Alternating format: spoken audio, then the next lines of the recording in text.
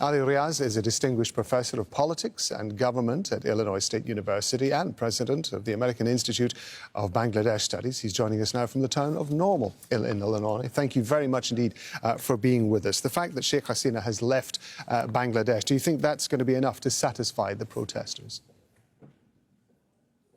It would not satisfy the protester, but it is a beginning because it was the first thing that needed to be done. 15 years of autocratic rule, she needed to be removed from the power, and the mass upsurge has achieved that one. But this is just a beginning because the democratization process to begin will require having an interim government to begin with, and then there would have to be elections, there would have to be some reform. So at this point, everyone is celebrating because this is a big victory for the people of Bangladesh. But there are tasks ahead. The military is taking caretaker control of Bangladesh at the moment, but of course the military over the years has been, over recent years at least, has been criticised for the way that it has been involved in the crackdown on opposition and protests and so on. How much of a credibility problem does the military have, and are people going to trust it to act as a caretaker government? Military enjoys a little bit of credibility, but it also has these issues that you have mentioned, particularly with respect to human rights violations. They have acted as a mediator in this instance because they paved the way the transition process.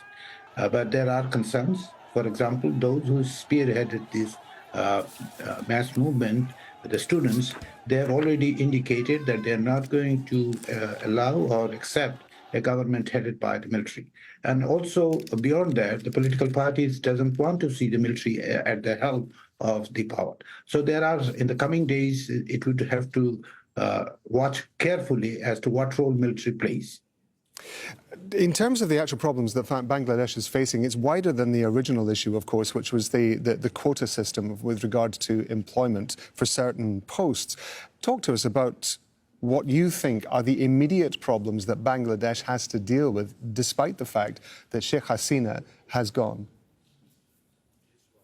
First thing is the restoration of law and order situation. As it happens in this kind of thing, given the spectacular collapse of the regime and the rapidity of this event, there has been issues, there has been incidents of violence that we have seen throughout the whole day on Monday. And there has been attacks and burning and looting and all sorts of things.